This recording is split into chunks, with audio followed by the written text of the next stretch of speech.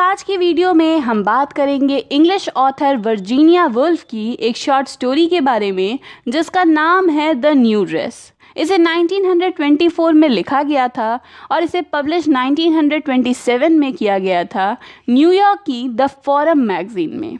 Friends, जब ये story लिखी गई थी तो उस समय वर्जीनिया वुल्फ अपना फेमस नॉवल मिसेस डैलोवे लिख रही थी। तो कहीं ना कहीं ये माना जाता है कि ये स्टोरी जो है ये उसी नॉवल से कनेक्टेड है और कुछ कैरेक्टर्स भी हैं जो दोनों में कॉमन पाए जाते हैं। साथ ही ये जो स्टोरी है ये एक स्ट्रीम ऑफ कॉन्शियसनेस नैरेटिव है, यानी सिंपली कहा जा सकता है कि जो स्टोरी की मेन कैरेक्टर है वो थोड़ी सेल्फ कॉन्शियस है, इनसिक्योर है और खुद से बातें करती रहती है। तो बहुत सारी चीज़ें हैं इस स्टोरी में डिस्कस करने के लिए। हम आगे बढ़ेंगे तो इसे और बेहतर तरीके से समझेंगे। फ्रेंड्स, वर्जीनिया वुल्फ का पूरा नाम था एडलिन वर्जीनिया वुल्फ। वो एक इंग्लिश मॉडर्निस्ट राइटर थी। उनका जन्म हुआ था 25 जनवरी 1882 में और उनकी डेथ हुई थी 28 मार्च 1941 में। साथ ही वो अपनी नॉवेल्स और अपनी वर्क्स में स्ट्रीम ऑफ कॉन्शियसनेस का बहुत इस्तेमाल करती थी और उनकी फेमस वर्क्स में Mrs Dalloway, to the lighthouse, Orlando, a room of one's own, ये सभी शामिल हैं। तो चलिए फ्रेंड्स, अब आगे बढ़ते हैं और इस स्टोरी को समझने की कोशिश करते हैं। फ्रेंड्स, इस स्टोरी की मेन कैरेक्टर का नाम है मेबल वेरिंग। ये एक सीधी सादी लड़की है, बहुत ज़्यादा सेल्फ कॉन्शियस है और उतनी ही ज़्यादा इनसिक्योर भी है। अब इस मेबल को एक पार्टी का इनविटेशन आया जो कि किसने दी थी, तो वो पार्टी होस्ट कर रही थी क्लैरिसा डैलोवे और उसने मेबल को भी इनवाइट किया था।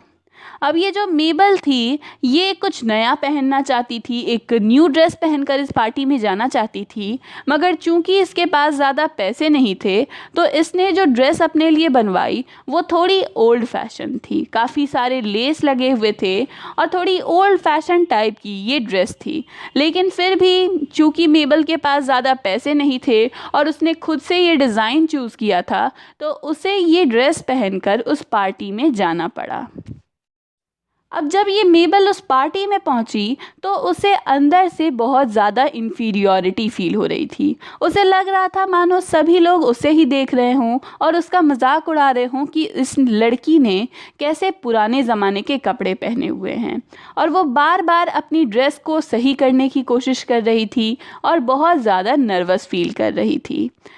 उसने जाकर मिसेस डैलोवे को हेलो कहा और उनसे बात करने के बाद वो मुड़कर अपने आप को एक शीशे में, एक आईने में देखने लगी और जैसे ही उसने अपनी परछाई देखी उस आईने में उसने ये डिसाइड किया कि नहीं, ये ड्रेस मेरे लिए सही नहीं है।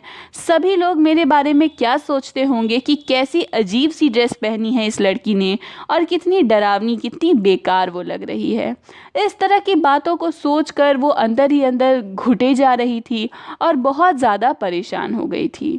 साथ ही वो अपने बारे में सोच रही थी कि मैं ज़्यादा अमीर नहीं हूँ, मेरे पास ज़्यादा पैसे नहीं हैं कि मैं लेटेस्ट फैशन की एक नई ड्रेस खरीदूँ, इसलिए मैंने ये येलो कलर की सिल्क ड्रेस बनवाई जिसमें थोड़े ओल्डर पैटर्न्स हैं, थोड़ी ओल्ड डिज़ाइंस हैं और मुझे लगा था कि शायद ये सही रहेगा, लेकिन मैंने ये क्या किया, ये मैंने कैसी ड्रेस पहन ली है।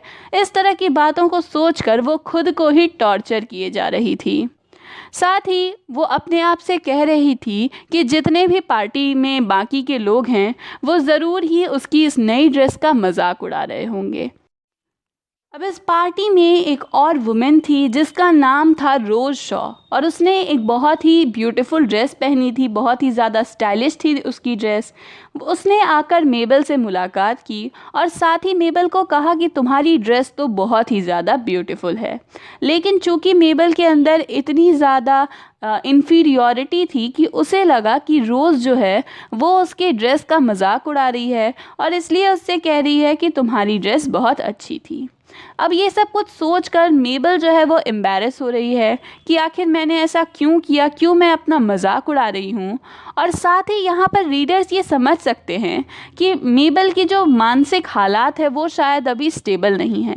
इतनी ज़्यादा टेंशन लेना सिर्फ एक ड्रेस के लिए, वो भी कोई पुरानी ड्रेस नहीं, बिल्कुल न्यू ड्रेस जिसकी कोई तारीफ भी कर चुका है, फिर भी इतनी टेंशन लेना, ये दिखाता है कि मेबल की जो मेंटल हैबिट है वो स्टेबल नहीं है।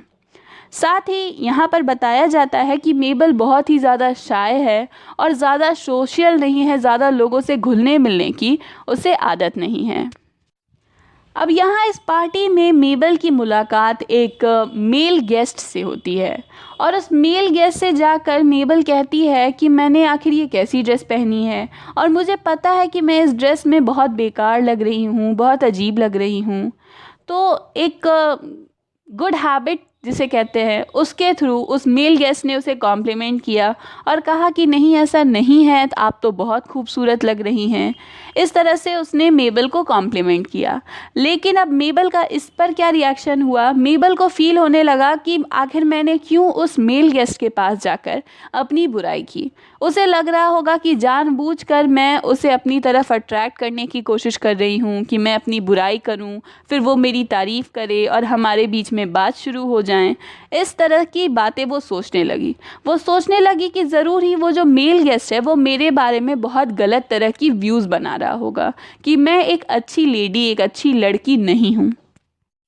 उसे याद आता है अब कि कैसे जब उसने ये ड्रेस बनवाई थी, ये ड्रेस चूज़ की थी, तो जो ड्रेस मेकर की दुकान थी उस पर वो बड़ी खुश थी। उसने इस ड्रेस को पहन के देखा था और जब उसने पहना था तो वो बड़ी खुश थी। हर एक पिन जहाँ लगाया गया, हर एक पैटर्न को उसने बहुत सराहा था। लेकिन अचानक से पता नहीं उसे क्यों ऐसा फील हो रहा था कि ये सारी चीज़ें उसकी ड्रेस में जो हैं ये बिल्कुल सही नहीं हैं और उस पर सूट नहीं कर रही हैं। अब इन चीज़ों के बारे में सोचते सोचते मेबल अपनी फैमिली के बारे में सोचने लगती है, साथ ही अपने फ्यूचर के बारे में सोचने लगती है कि कैसे वो चाहती है कि वो एक अच्छे इंसान से शादी करे जिसकी एक अच्छी जॉब हो, एक सिंपल सी लाइफस्टाइल हो उसकी, वो अपने हस्बैंड के साथ खुश रहे और एक अच्छी लाइफ जिए। तो इन सारी चीज़ों के बारे में वो सोचने लगती है और ख़ुद को एश्योर करती है कि इस ड्रेस का उन सारी चीज़ों से लेना देना नहीं है, मैं आगे एक अच्छी लाइफ जीऊँगी, मुझे इतना परेशान नहीं होना चाहिए। और इसी मोमेंट पर ये जो मेबल है ये डिसाइड करती है कि मैं खुद को इम्प्रूव करूँगी, इतनी जल्दी परेशान नहीं होंगी और कोशिश करूँगी कि मैं कुछ और भी ज़्यादा अच्छा, कुछ और भी ज़्यादा बढ़िया कर सकूँ।